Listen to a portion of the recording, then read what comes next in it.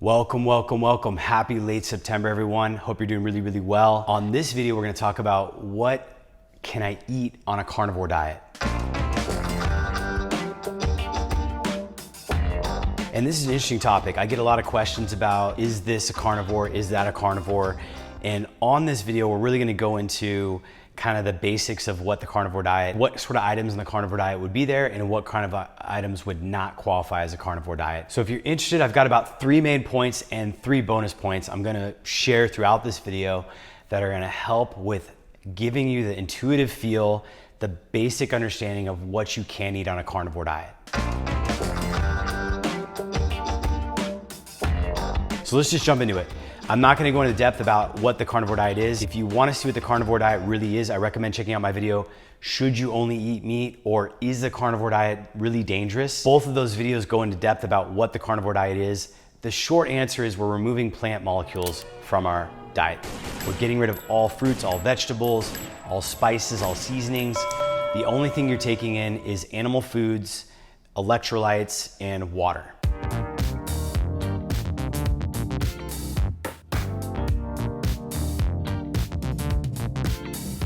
As I mentioned, I've got 3 main points here in the video, and then I've got about 3 bonus tips I'm gonna leave towards the end. So stick around, I'll try to fill you in on as much as I can. So with what we just said, let's take a quick test. Is pepper from an animal? Yes or no? No, it's not. It's actually a spice. It's actually, I think it's a subset of a nightshade, to be honest. And nightshades are even worse for most people in terms of how they trigger and affect the gut and the immune response. So pepper is not actually a carnivore item.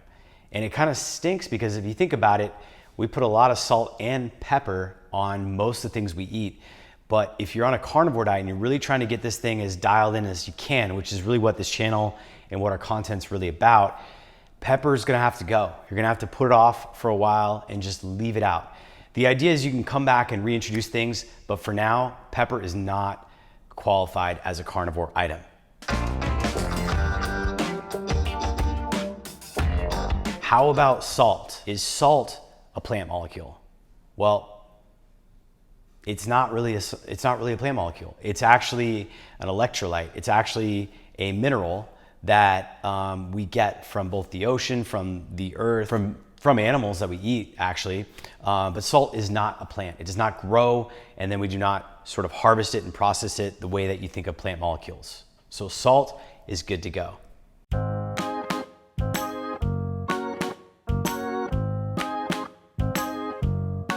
Okay, here's a big one, and it's probably gonna create a lot of hate.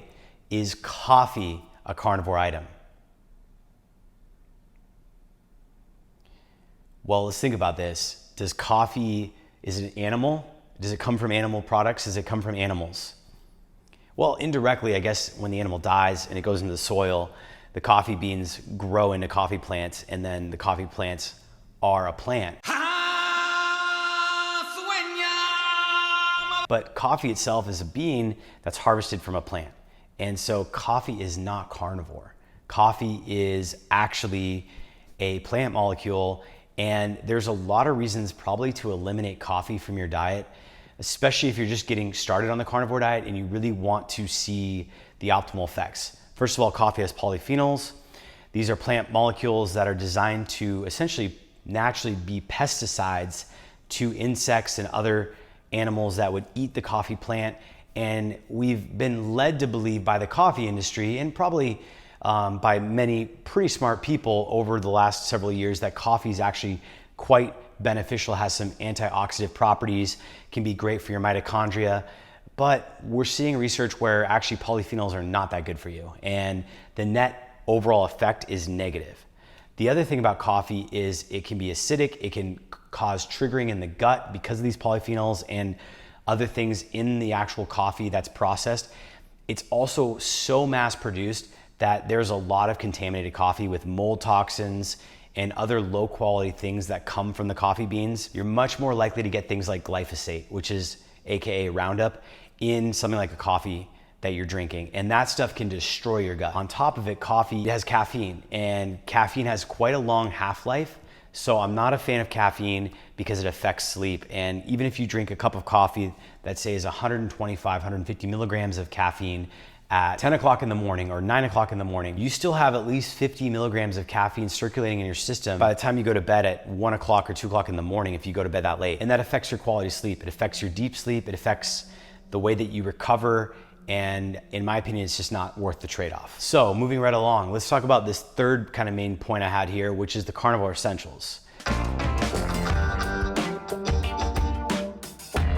Think of everything that is from animals. So muscle meat, connective tissue, organs, literally anything that you can think of that comes from animals, whether it's eggs, poultry, chicken, fish, beef, venison, bison, all of these animals that we're talking about, ruminant animals, animals that roam around, that eat the forage, these animals are definitely things that you can eat on the carnivore diet. Dairy is actually considered carnivore because it comes from animals. It comes from milk. It's processed cheese, butter, things like that. Keep in mind, a little caveat, dairy can be quite triggering for a lot of people. So watch out for that. I recommend getting rid of it. For me personally, I found that my skin really cleared up. I found that my gut issues got much better when I got rid of dairy and didn't have it in my diet. Eggs. Eggs are carnivore. They come from animals. Duck eggs, chicken eggs. Be careful with eggs because eggs, as rich in nutrition as egg yolks are, a lot of people can have an allergy at some degree of the spectrum to eggs. So if you're eating a lot of egg yolks, which I have done in the past, it can kind of build up your histamine levels and cause a little bit of an allergic reaction. So keep that in mind. Not everybody's sensitive to eggs. It certainly is a spectrum and it certainly depends on your body. But if you're starting the carnivore diet, I would recommend not going overboard with anything, whether it's liver, eggs, or muscle meat, and kind of trying to find a little bit of a balance of all of these elements to make it complete. And if you want to learn more about how to do like a really complete carnivore diet, go check out my videos. I've done several of them on that. The 6 keys is a great one on the sort of the science of it. I've got a beginner's guide. I've got how to start the carnivore diet. All of those things are fantastic resources to kind of get you on track to get going. Fat is absolutely an essential on the carnivore diet. This is a subset of the ketogenic diet. So you want to be eating a lot of fat. In fact, you want to be eating 70 to 80% of your diet as fat.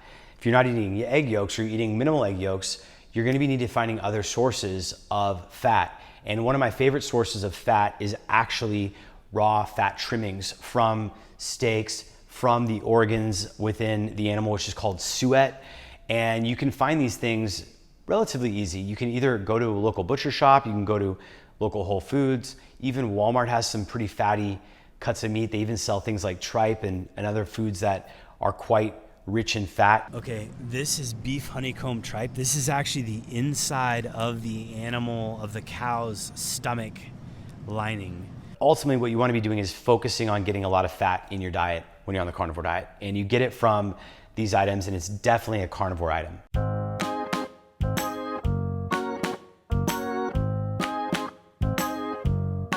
So thank you for coming this far. I've got a little quick bonus section for you. And in this section, we're gonna cover 3 real kind of bonus key points I wanna mention. Intermittent fasting is a big one in the space, and it's really valuable in certain respects. I think that intermittent fasting can be super valuable if you're on the carnivore diet and you're looking to transform your body composition, if you're looking to maybe deal with some really deadly aggressive diseases of some sort. There's a lot of research and studies about autophagy and the fact that it helps with renormalizing blood sugar and sort of resetting your body and your system. So intermittent fasting can be really valuable. The way I utilize it is I typically don't eat anything after dinner and until I eat my first meal of the day, my breakfast. And my typical eating window is between about 10:30 and about 11 a.m. Central Time and about 9 p.m., 9:30 p.m. Central. So it's about a 10-hour window, 11-hour window that I will eat, and I typically just eat 2 big meals. I eat a really big breakfast that's probably about 60 to 65% of my calories, and then I eat about 30 to 35%, 40% of my calories for dinner. If I know I'm going out to dinner and I'm gonna be eating a big meal at a steakhouse or a restaurant where I'm just gonna get some meats and things like that are larger, then I will try to dial down my breakfast a little bit more, save my calorie quota, if you will, for that larger meal at the end of the day. Keep in mind, unless you're dealing with a very specific disease or you're working with a professional, I don't recommend fasting in extreme forms. I used to do 1 meal a day, which is OMAD. I did that for about 2 months.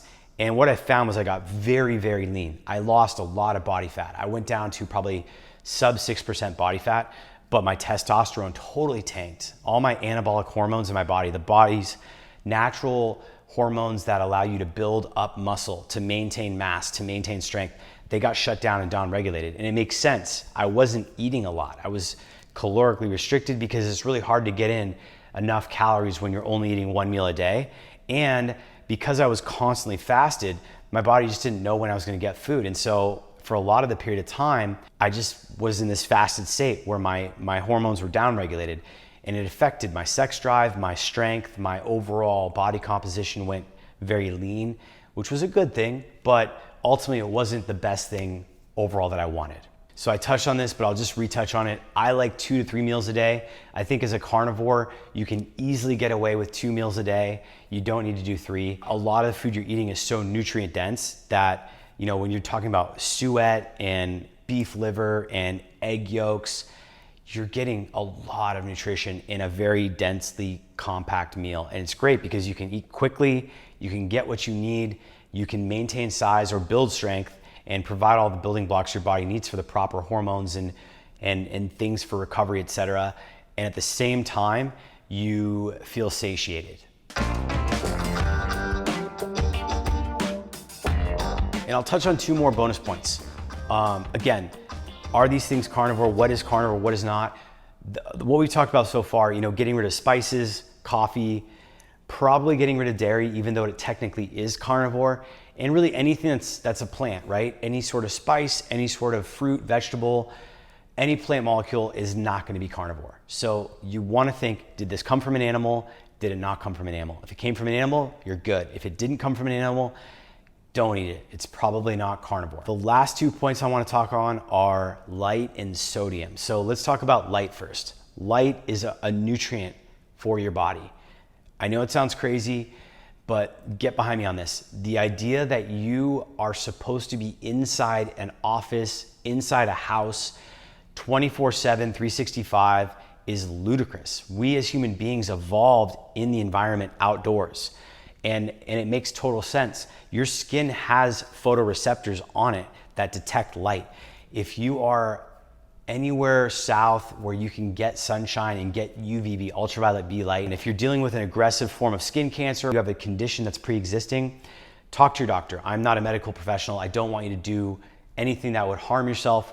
But if you are a healthy person and you feel like you're in great shape, focus on getting some light, at least 10, 20 minutes of sunlight a day, ideally between peak hours of 10 a.m. and 2 p.m. in your specific area. And ideally, you wanna also be considering maybe moving south. I moved from Seattle to Austin about a year ago, and I can tell you the difference it's made on how I feel, my complexion, my overall just vitality, my vitamin D levels, everything. It's been a major change, and I highly recommend living further south, or even maybe looking to seek out some artificial light, even maybe a tanning bed where there's ultraviolet B for 5 to 10 minutes, 2 to 3 times a week. So focus on light. The other thing I'm big on is red light and near infrared light. These are the lights that you see in sky naturally, but in office spaces, you don't get a lot of these lights naturally because we're focused on the most economically efficient light, which is blue light, LED, halogen light, incandescent lights. And these lights don't give you enough near infrared and red light. And so your body gets a little thrown out of balance. You can also look at companies like Juve, or I'm a fan of Red Therapy Co. They both make fantastic red near infrared lights with specific light spectrums that are supposed to affect your mitochondria and cells. I know we're getting a little bit into the weeds here, and we're not really talking about what you can and cannot eat on a carnivore diet. But again, when you get rid of plants and you get rid of some of these other molecules in your diet, you need to make sure that you're getting all the nutrition in an ancestral way. And the carnivore diet requires you to eat not just the muscle meat, not just the egg yolks, but also the organs. And it also takes into consideration that you're getting the nutrition from the light, the vitamin D, the assistance in your body's ability to metabolize cholesterol because you're getting ultraviolet light, you're getting red and near infrared light. Last point I want to mention is sodium. If you are on the carnivore diet and you're really doing it right, you're going to be ketogenic. That means you're going to be eating about 70% to 80% fat. In that sense, your body is not going to be taking in carbohydrates and you're going to be excreting much more sodium through your kidneys. So you have to eat salt. Don't be afraid of the concerns that are out there about high blood pressure being caused by high sodium intake and that affecting people and putting them at a higher risk for cardiovascular disease. Those studies are loosely correlated at best. And from what we know, having a high quality sodium like a Redmond real salt or maybe a high quality Himalayan pink salt is a great thing to supplement into your diet and is going to actually benefit you. It's going to help you to stay in ketosis, to feel like you're getting adequate nutrition, to sustain those energy levels. But you need to be eating quite a bit of salt. And I pour it into my water. I add it onto all my food. It's something we probably ancestrally sought out as fat hunters that we were. And we probably got it from our drinking water as well as from our exposure in the environment. And we would look for places where there was salt. Quite a bit of stuff there, even beyond what you can and cannot eat. But the main point there is avoid plant molecules, get rid of that pepper, get rid of that coffee, focus on just the animal products. And as always, if you made this far, thank you so much. Hit the like button, comment, subscribe. If you're new to the channel, I've got tons of other videos out now about different sort of biohacks as well as ways to really focus on the carnivore diet, which is what my passion truly is. And if you have questions, comments on future videos you'd like to see, please drop those in the notes as well. As always, keep crushing and I'll see you in the next video.